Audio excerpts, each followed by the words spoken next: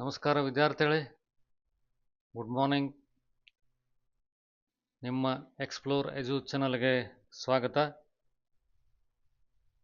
ಹೀಗೆ ಪ್ರೋತ್ಸಾಹ ಮುಂದುವರಿಲಿ, ಸಪೋರ್ಟ್ ಮಾಡಿ. ಹಾಗೆ ಫಸ್ಟ್ ಟೈಮ್ ಯಾರಾದರೂ ವಿಡಿಯೋನ ನೋಡ್ತಾ ಇದ್ದರೆ ಸಬ್ಸ್ಕ್ರೈಬ್ ಮಾಡಿ, ಲೈಕ್ ಮಾಡಿ, ಶೇರ್ ಮಾಡಿ. ನಿಮ್ದು ಏನಾದರೂ ಕಮೆಂಟ್ಗಳಿದ್ದರೆ ಕಮೆಂಟ್ ಬಾಕ್ಸಲ್ಲಿ ತಿಳಿಸಿ. ಏನೇ ಪ್ರಶ್ನೆಗಳಿದ್ದರೂ ಕೂಡ ಅದಕ್ಕೆ ಉತ್ತರ ಸಿಗುತ್ತೆ. ಯಾವುದೇ ಥರ ಟೆನ್ಷನ್ ಬೇಡ. ಇವತ್ತಿನ ವಿಡಿಯೋ ಸ್ವಲ್ಪ ಬೇರೆ ಥರ ಮಾಡ್ತಾಯಿದ್ದೀನಿ. ಏನಂದರೆ, ಎಲ್ಲರೂ ನೀಟ್ ರಿಸಲ್ಟ್ಗೆ ಕಾತುರದಿಂದ ಕಾಯ್ತಾ ಇರ್ಬೋದು.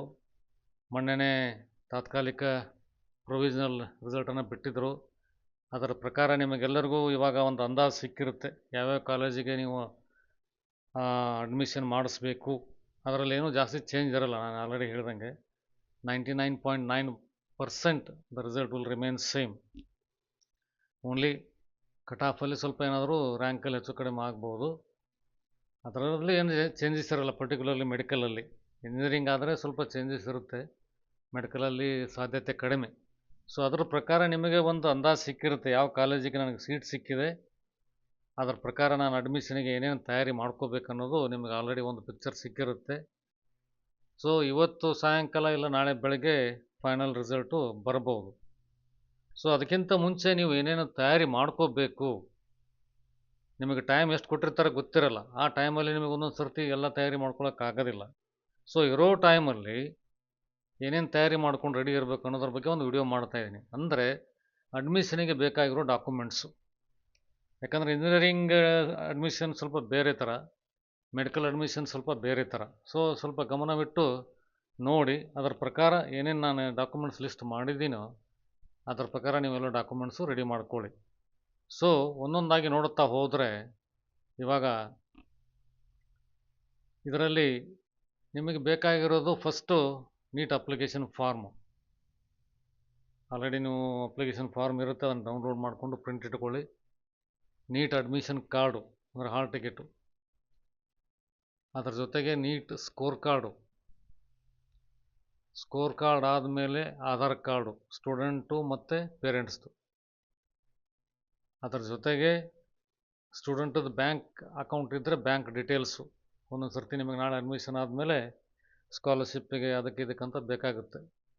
ಅಕಸ್ಮಾತ್ ನೀವು ಆಲ್ರೆಡಿ ಪ್ಯಾನ್ ಕಾರ್ಡ್ ತೊಗೊಂಡಿದ್ದರೆ, ಪ್ಯಾನ್ ನಂಬರ್ ರಿಜಿಸ್ಟ್ರೇಷನ್ ಮಾಡಿದರೆ ಪ್ಯಾನ್ ಕಾರ್ಡನ್ನು ತೊಗೊಂಡು ಹೋಗ್ತಾಯಿರಿ.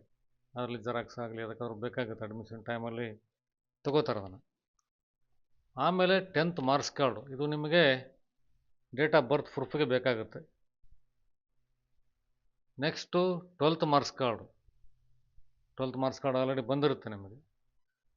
ಆಮೇಲೆ ಸ್ಟಡಿ ಸರ್ಟಿಫಿಕೇಟು, ನೀವೇನು ಅದರಲ್ಲಿ ಕ್ಲೇಮ್ ಮಾಡಿರ್ತೀರೋ ಅಪ್ಲಿಕೇಶನ್ ಟೈಮಲ್ಲಿ 7 ಇಯರ್ಸ್ ಮಿನಿಮಮ್ 10 ಇಯರ್ಸ್ವರೆಗೂ ಇರುತ್ತೆ. ನೀವು ಯಾವ್ಯಾವ ಸ್ಕೂಲಲ್ಲಿ ಕರ್ನಾಟಕದಲ್ಲಿ ಓದಿದ್ದೀರಿ ಅದರ ಬಗ್ಗೆ ಸ್ಕೂಲಿಂದ ಸ್ಟಡಿ ಸರ್ಟಿಫಿಕೇಟ್ ತೊಗೊಳ್ಳಿ. Signed from BO or DDPI, ಯಾರು ಸೈನ್ ಮಾಡಿರ್ತಾರೋ ಸಂಬಂಧಪಟ್ಟ ಅಧಿಕಾರಿಗಳಿಂದ ಸಿಗ್ನೇಚರ್ ತೊಗೊಂಡು ಇಟ್ಕೊಂಡಿರ್ತೀರಿ. ಆಲ್ರೆಡಿ ಎಲ್ಲ ರೆಡಿ ಮಾಡ್ಕೊಂಡಿರ್ತೀರಿ ನೀವು. ಅಕಸ್ಮಾತ್ ಯಾರಾದರೂ ಮಿಸ್ ಆಗಿದ್ದರೆ ಈಗಿರೋ ಟೈಮನ್ನು ಯುಟಿಲೈಸ್ ಮಾಡ್ಕೊಳ್ಳಿ. 2 ಪಾಸ್ಪೋರ್ಟ್ ಸೈಜ್ ಬೇಕಾಗುತ್ತೆ, ಪಾಸ್ಪೋರ್ಟ್ ಸೈಜ್ ಫೋಟೋಗ್ರಾಫು, ಆದರೆ ಜಾಸ್ತಿ ಇದ್ದಷ್ಟು ಒಳ್ಳೆಯದು. ಆಮೇಲೆ ಸೀಟ್ ಅಲಾಟ್ಮೆಂಟ್ ಲೆಟ್ರು, ನಿಮ್ಗೆ ಯಾವ ಕಾಲೇಜ್ ಸಿಕ್ಕಿರುತ್ತೋ ಅದರೆಲ್ಲ ಡೀಟೇಲ್ಸ್ ಇರುತ್ತೆ, ಅದನ್ನು ಡೌನ್ಲೋಡ್ ಮಾಡಿ ಪ್ರಿಂಟ್ ಇಟ್ಕೊಳ್ಳಿ. ಆಮೇಲೆ ನೀವು ಅಕಸ್ಮಾತ್ ಆಲ್ರೆಡಿ ಫೀಸ್ ಏನಾದರೂ ತುಂಬಿದ್ರೆ ಅಡ್ವಾನ್ಸ್ ಆಗಿ ಕಾಸನ್ ಡಿಪಾಸಿಟನ್ನು ಅಥವಾ ಮುಂಗಡ ಹಣ ಅಥವಾ ಅಡ್ವಾನ್ಸ್ ಪೇಮೆಂಟ್ ಏನಾದ್ರು ಮಾಡಿದರೆ ಅದರದ್ದು ಫೀಸ್ ರಿಸಿಪ್ಟ್ ತೊಗೊಳ್ಳಿ. ಸೀಟ್ ಅಲೋಕೇಟ್ ಆದ ಮೇಲೆ ಮತ್ತೆ ನೀವು ಫೈನಲ್ ಪೇಮೆಂಟನ್ನು ಮಾಡ್ತೀರಿ. ಬ್ಯಾಂಕಿಗೆ ಹೋಗಾದರೂ ಕೂಡ ಆಗಲಿ, ಆನ್ಲೈನಲ್ಲಾದರೂ ಕೂಡ ನೀವು ಪೇಮೆಂಟ್ ಮಾಡಿ ಆ ಪೇಮೆಂಟ್ ಸ್ಲಿಪ್ಪನ್ನು ಡೌನ್ಲೋಡ್ ಮಾಡಿಕೊಂಡು ಪ್ರಿಂಟ್ ತೊಗೊಂಡು ಅದನ್ನು ಇದ್ರ ಜೊತೆ ಸೇರಿಸ್ಕೊಳ್ಳಿ. ಆಮೇಲೆ ಇಂಪಾರ್ಟೆಂಟ್ ಏನಪ್ಪ ಅಂತಂದರೆ, KE ಅವರು ಇದಕ್ಕಿಂತ ಮುಂಚೆ 2 ಗೌರ್ಮೆಂಟ್ ಬಾಂಡ್ಸ್ ಡೀಟೇಲ್ ಬಗ್ಗೆ ಡೀಟೇಲ್ಸ್ ಬಿಟ್ಟಿದ್ದರು. ಅದರಲ್ಲಿ 2 ಬಾಂಡ್ ಇದೆ. ಆ 2 ಬಾಂಡನ್ನ ರೆಡಿ ಮಾಡ್ಕೋಬೇಕು ನೀವು. ಇದು ತುಂಬ ಇಂಪಾರ್ಟೆಂಟ್ ಮೆಡಿಕಲ್ ಅಡ್ಮಿಷನ್ಗೆ. ಜನರಲ್ ಅಫಿಡೇವಿಟ್, ಇದು ವೆಬ್ಸೈಟಲ್ಲಿ ಲಿಂಕಲ್ಲಿದೆ, ನಿಮ್ಗೆ ತೋರಿಸ್ತೀನಿ. ಎಲ್ಲಿದೆ ಅಂದರೆ ನೀವು ಇದಕ್ಕೆ ಹೋದರೆ ಪ್ರವೇಶ ನೀಟ್ 2025 ಈ ಕೆಳಗಡೆ ಹೋದರೆ ಲಾಸ್ಟಲ್ಲಿ ನಿಮಗೆ UG ನೀಟ್ 2025 ಅನುಬಂಧಗಳನ್ನು ಕಾಲೇಜುಗಳಲ್ಲಿ ಸಲ್ಲಿಸಬೇಕು. ಆಗಸ್ಟ್ 14ಗೆ ಬಿಟ್ಟಿದ್ದಾರೆ ಇದನ್ನು, ಆವಾಗ ಫಸ್ಟ್ ರೌಂಡ್ ಟೈಮಲ್ಲೇ. ಸೊ ಇಲ್ಲಿ ಎರಡು ಅಫಿಡೇವಿಟ್ ಇದೆ ನಿಮ್ಮ ಹತ್ರ. ಸೊ ಅದರ ಪ್ರಕಾರ ನೀವು ರೆಡಿ ಮಾಡ್ಕೋಬೇಕು. ಒಂದು ₹20 ಬಾಂಡ್ ಪೇಪರಲ್ಲಿ, ಇದನ್ನು ನೀವು ನೋಡ್ಕೊಳ್ಳಿ. ನೀವು ಅಕಸ್ಮಾತ್ ನೋಡ್ತಾ ಇದ್ದರೆ ₹20 ಬಾಂಡ್ ಪೇಪರಲ್ಲಿ ಇದನ್ನು ಫಸ್ಟ್ ಅಫಿಡೇವಿಟ್ ತೊಗೋಬೇಕು. ಅದಾದ ಮೇಲೆ ಇನ್ನೊಂದು ಇಲ್ಲಿ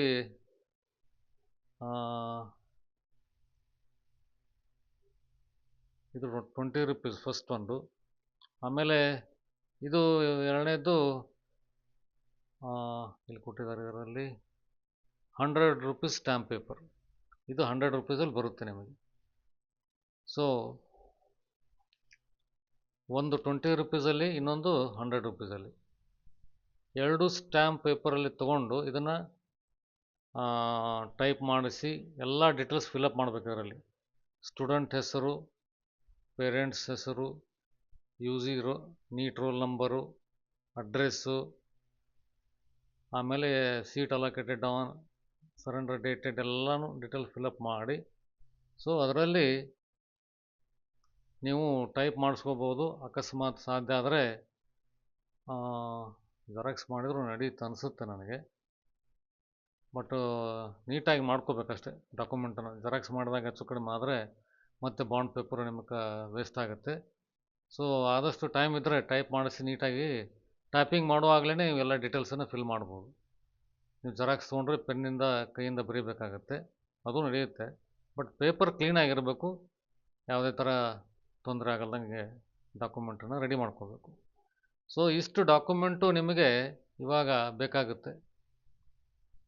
ಇವೆರಡು ಬಾಂಡು, ಇದು ಡಾಕ್ಯುಮೆಂಟ್ ಲಿಸ್ಟಲ್ಲಿ ಇದೆಲ್ಲ ಡಾಕ್ಯುಮೆಂಟ್ಸು. ಅದ್ರ ಜೊತೆಗೆ ಒಂದು 3 set of xerox photo copies of the documents. ಇದೇನು ಡಾಕ್ಯುಮೆಂಟ್ಸ್ ಇದೆಯೋ ಇದರದ್ದು ಮಿನಿಮಮ್ ಒಂದು 3 ಸೆಟ್ ಡಾಕ್ಯುಮೆಂಟನ್ನು ಇಟ್ಕೊಂಡು ಹೋಗಿ. ಯಾಕಂದರೆ ಅಲ್ಲಿ ಅಡ್ಮಿಷನ್ ಟೈಮಿಗಾಗಲಿ, ಹಾಸ್ಟೆಲ್ ಅಡ್ಮಿಷನ್ಗಾಗಲಿ, ಮತ್ತು ಯಾವುದೋ ಕೆಲಸಕ್ಕೂ ಕೂಡ ನಿಮಗೆ ಯಾವುದೇ ಥರ ತೊಂದರೆ ಆಗೋದಿಲ್ಲ. ಅಕಸ್ಮಾತ್ ಯಾವುದೇ ಒಂದು ಎಕ್ಸ್ಟ್ರಾ ಕಾಪಿ ಬೇಕಾದಾಗ ನೀವು ಜೆರಾಕ್ಸ್ ಸೆಂಟ್ರಿಗೆ ಆ ಕಡೆ ಈ ಕಡೆ ಓಡಾಡಬೇಕಾಗತ್ತೆ. ಅದನ್ನೆಲ್ಲ ತಪ್ಪಿಸ್ಬೋದು ನೀವು. ಇದನ್ನೆಲ್ಲ ಪ್ರಿಪ್ರೇಷನ್ ರೆಡಿ ಮಾಡಿ ಇಟ್ಕೊಳ್ಳಿ.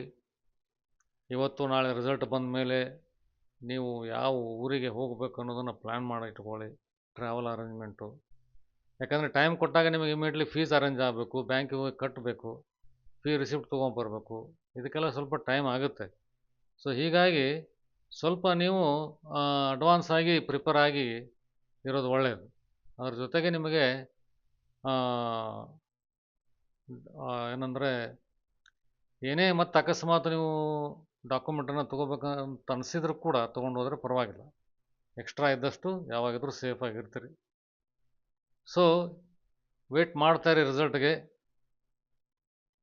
ನಿಮ್ಮ ಕನಸಿನ ಕಾಲೇಜು ಇವತ್ತು ಮಧ್ಯಾಹ್ನ ಅಥವಾ ಸಾಯಂಕಾಲ, ಮ್ಯಾಕ್ಸಿಮಮ್ ಅಂದರೆ ನಾಳೆ ಬೆಳಗ್ಗೆ ನಿಮಗೆ ಸಿಗುತ್ತೆ.